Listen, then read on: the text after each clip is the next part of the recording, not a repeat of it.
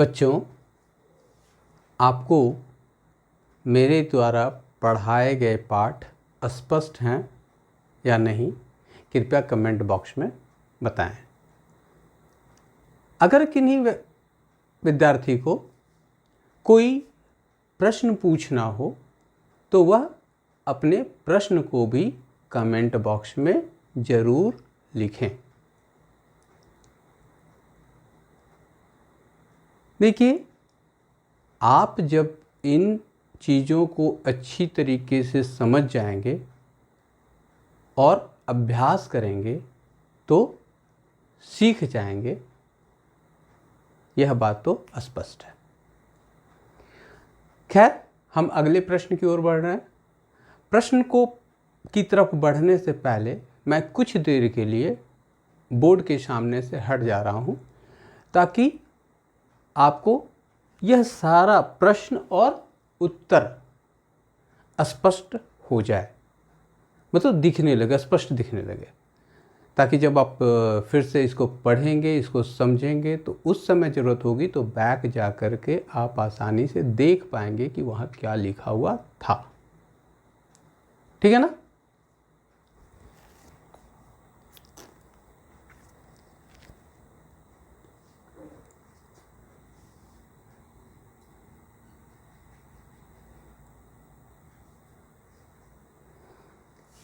तो अब हम लोग प्रश्न संख्या 4 को, जो प्रश्नावली 1.1 से लिया गया है, पढ़ रहे हैं। क्या कह रहा है क्वेश्चन नंबर 4? देखिए, कह रहा है यूक्लिड विभाजन प्रमेयिका का प्रयोग करके दर्शाइए कि किसी धनात्मक पूर्णांक का वर्ग किसी पूर्णांक m के लिए 3m या 3m+1 के रूप का होता है। यहाँ एक इंस्ट्रक्शन है, यहाँ हम लोगों को इंस्ट्रक्शन पहले से दे दिया गया। किस चीज़ का प्रयोग करना है? यूक्लिड विभाजन प्रमेयिका का प्रयोग करना है। अब यूक्लिड विभाजन प्रमेयिका क्या है, इसके पहले भी मैं आपको बता चुका हूँ, लेकिन पुनः यहाँ पर लिख दिया गया है। क्यों लिख दिया गया? इसको क्या उत्तर में लिखना है? नहीं, उत्तर में नहीं लिखना है। उत्तर तो सिर्फ इधर ही है, ये आपको समझाने के लिए और बार बार रिवाइज के लिए इसको लिखा जा रहा है। करत करत अभ्यास ते जड़मति होत सुजान, रसरी आवत जात ते सिल पर परत निशान। मतलब बार बार अभ्यास करने से जड़मति बेवकूफ भी क्या होता है? विद्वान हो जाता है। तो बार बार अभ्यास ही हमारा कर्तव्य है।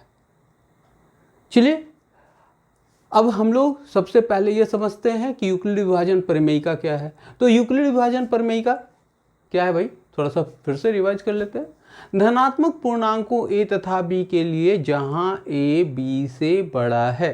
कौन बड़ा है? a। किससे? b से। और a और b क्या है? धनात्मक पूर्णांक हैं। के लिए पूर्ण संख्याएं q तथा r इस प्रकार प्राप्त होती हैं कि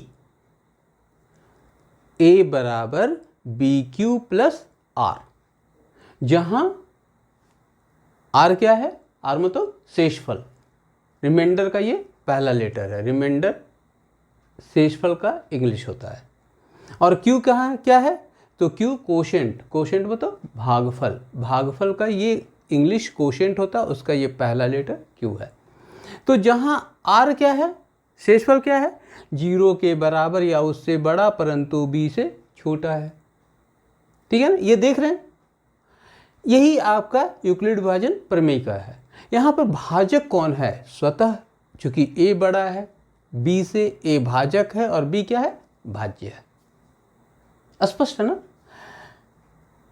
तो हम लोग इसका प्रयोग करेंगे। इसका प्रयोग करके सबसे पहले क्या कंसीडर करते हैं? मान लिया कि a एक धनात्मक पूर्णांक है। देखिए लिखा हुआ है किसी धनात्मक पूर्णांक, इसीलिए हम लोगों ने a को एक धनात्मक पूर्णांक मान लिया। ठीक है? तथा b बराबर कितना है? 3 है। क्यों b 3 है? क्योंकि यहां से जब देख रहे हैं तो यहाँ 3m या 3m+1 इसके साथ कंपेयर करेंगे तो b का मान कितना हो गया? b का मान हो गया 3। इसीलिए b जब 3 हो गया तो यहां पर क्या कर लें? b बराबर 3 ले रहे हैं, b बराबर 3।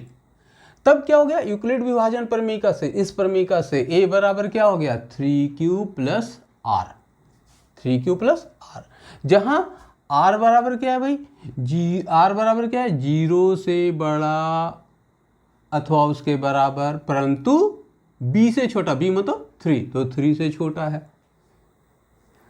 अब r जो है 0 के बराबर या उससे बड़ा, मतलब क्या 0 1 2 3 4 ऐसे, लेकिन कहाँ 3 से छोटा, तो 3 से छोटा तो 3 ही आया ना, 0 या 1 या 2, 3 ही आया। 3 ले सकते हैं क्या, नहीं ना, नहीं ले सकते। क्यों, क्योंकि r 3 के बराबर नहीं है, 3 से छोटा है, तो 3 से छोटा तो 3 ही पूर्ण संख्याएं हैं, एक 0 है, एक 0 है, एक 1 है और एक 2 है, यही 3 पूर्ण संख्याएं हैं, है ना। तो इसी को लिखा गया। अतः शेषफल, संभावित शेषफल क्या हो गया, r बराबर 0 या 1 या 2 होगा, ठीक है, यही होगा ना। अगर जब r बराबर 0, r बराबर 0, तब a बराबर क्या हो गया 3q प्लस 0, मतलब 3q हो गया।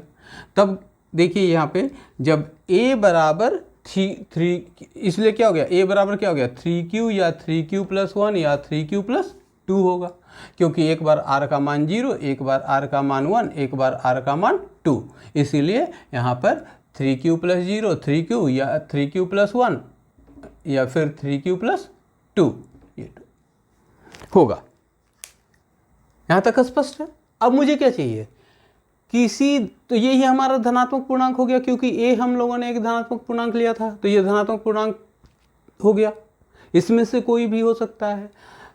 लेकिन मुझे क्या चाहिए, किसी धनात्मक पूर्णांक का वर्ग, वर्ग मतलब उसका पावर 2, ठीक है, जैसे 5 का वर्ग 5 टू द पावर 2 बराबर 25, 10 का वर्ग 10 टू द पावर 2 बराबर 10 इंटू 10 100, ठीक है। तो यहाँ पर मुझे क्या चाहिए, पूर्णांक का वर्ग चाहिए, तो वर्ग हम निकालेंगे। तो जब a बराबर 3 हमारे पास मान है, पहला मान क्या है, a बराबर 3q, तो जब a बराबर 3q तब a का वर्ग अर्थात a स्क्वायर बराबर 3q टू दी पावर 2 बराबर क्या, 3 का वर्ग 9 और q का q स्क्वायर, तो 9q स्क्वायर 9q स्क्वायर, ठीक है। इसी को हम क्या लिख सकते हैं, 3 इंटू 3q स्क्वायर बराबर 3m, 3q स्क्वायर को क्या मान लिया गया, m मान लिया गया, जहां m बराबर 3q स्क्वायर जो एक पूर्णांक है, ठीक है। इसको वर्ग के रूप को देखना है, इसीलिए वर्ग के रूप में ला करके देखना होगा।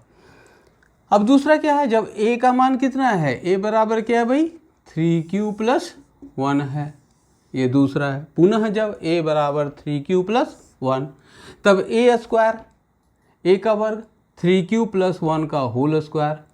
अब यहाँ पे कौन सा सूत्र लग गया, a plus b whole square बराबर a square plus 2ab plus b square, इसीलिए 3q square plus 2 into 3q into 1, तो 1 से मल्टीप्लाई करेंगे तो वही संख्या आ जाएगी ना, तो 2 इंटू 3q प्लस 1 का स्क्वायर बराबर 1 का स्क्वायर लिख सकते हो। तो यहाँ क्या हो गया, 3 का स्क्वायर 3q का स्क्वायर 9q स्क्वायर प्लस 3 2 जा 6q, मतलब 3 को 2 से गुना किए तो 3 दूना 6 6q और प्लस 1 स्क्वायर मतलब 1। अब यहाँ से देखिए इन दोनों में 3 कॉमन है, इसीलिए यहाँ से 3 कॉमन कर लिया गया। इसमें 3 कॉमन है क्या, 3 उभयनिष्ठ है नहीं, 9 और 6 में 3 तो उभयनिष्ठ है, परंतु 1 में उभयनिष्ठ नहीं है, इसीलिए इन दोनों से 3 को उभयनिष्ठ कर लिया गया। जैसा ही 3 कॉमन ले लिया गया तो 3q स्क्वायर प्लस 2q ये हो गया प्लस 1, ये अलग से प्लस 1, ठीक है। तो इसको हम लोग क्या लिख रहे हैं, m लिख रहे हैं, तो क्या हो गया 3m प्लस 1, जहाँ m बराबर क्या हो गया 3q स्क्वायर प्लस 2q जो एक पूर्णांक है। क्यों पूर्णांक है भाई, एक प्रश्न आता है कि ये पूर्णांक अलग अलग क्यों हो रहा है, तो हो क्या रहा है कि q जो है वो पूर्ण संख्या है और पूर्ण संख्या का वर्ग क्या होगा, तो पूर्ण संख्या, और उसको 3 से गुना करेंगे, 3 भी पूर्ण संख्या, तो पूर्ण संख्या गुना पूर्ण संख्या, पूर्ण संख्या, और पूर्ण संख्या क्या होती है, पूर्णांक भी होती है, इसलिए एक पूर्णांक है, ठीक है। यहाँ पे उसी तरीके से अगर इसको सोचेंगे तो यह भी क्या है कि पूर्णांक है। इसको सोच के देखें, और अगर आपको नहीं समझ में आता है तो ज़रूर कमेंट बॉक्स में लिखें, मैं आपको और भी स्पष्ट कर दूंगा। तीसरा, अब हम लोग तीसरे कंडीशन पे चल रहे हैं। तीसरा कंडीशन क्या है? a का मान क्या चल रहा है? a का मान 3q + 2। तो जब a बराबर 3q + 2 तब a स्क्वायर कितना हो गया? 3q + 2 का होल स्क्वायर हो गया। और फिर कौन सा सूत्र लग गया? a + b होल स्क्वायर बराबर a square + 2ab + b square. इसीलिए क्या हो गया? 3q square + 2 × 3q plus × 2। देखिए a का मान 3q, b का मान 2, इसीलिए 2 × a × b, 2 × 3q × 2 plus b square 2 square. और इसको हल कर दीजिए तो 9q स्क्वायर प्लस 3 दूनी 6 दूनी 12, 12q + 4 हो गया। और इसको अब कैसे ब्रेक करेंगे? तो ब्रेक करने के लिए 4 को क्या लिख सकते हैं? 3 + 1 लिख सकते हैं ना। तो 3 + 1 लिख दिया। अब यहाँ से इन तीनों में से क्या उभयनिष्ठ है? स्पष्ट है कि 3 उभयनिष्ठ है। इसलिए क्या कर रहे हैं? 3 कॉमन कर लिया। 3 × 3q स्क्वायर + 4q + 1। 3 से भाग देने पर 1 हो गया, तो यहाँ पे 3 सभी में उभयनिष्ठ है। 3 से भाग करके बाहर कर लिया तो 3q स्क्वायर + 4q + 1 हो गया, प्लस ये 1 अलग से पहले से है, वही 1 यहाँ पे आ गया। और इसको क्या हो गया? इसको हम लोग क्या मान लिए? 3m। 3m क्या? 3m। m का मान कहाँ है भाई? m का मान क्या हो गया? 3q स्क्वायर + 4q + 1, जो क्या है? पूर्णांक है। तो इसीलिए अभी 3m + 1 के रूप का हो गया। तो अब आपके पास क्या आया कि a का मान जब 3q है तो a स्क्वायर का मान क्या हो गया? 3m का रूप हो गया। जब a बराबर 3q + 1 हुआ तो a स्क्वायर बराबर क्या हो गया? 3m + 1 हो गया। जब a 3q + 2 है तब a स्क्वायर क्या हो गया? 3m + 1 हो गया। इसीलिए किसी धनात्मक पूर्णांक का वर्ग किसी पूर्णांक m के लिए 3m या 3m + 1 के रूप का होता है। क्लियर? समझ में आ रहा है? प्रश्न संख्या 2 जो आपका है, जिसका हल मैंने पहले भी आपको दिया है, उसमें आप 6 की जगह 4 लेकर के 2 लेकर के भी बना सकते हैं। खुद से बनाइए, और नहीं समझ में आए, नहीं समझ पा रहे हैं, कमेंट बॉक्स में डालिए, मैं आपको बताऊंगा। मैं कौन? सुनील कुमार। कहाँ का शिक्षक? मध्य विद्यालय हजारी, गोमिया, जिला बोकारो का शिक्षक। आपको बताऊंगा, ठीक है ना? मेरे साथ यह सफ़र जारी रखिए, बहुत मज़ा आएगा, बहुत कुछ सीखेंगे आप। मुझे पूरा उम्मीद है कि आप पूरी तरह सीख जाएंगे अगर आप अभ्यास करेंगे।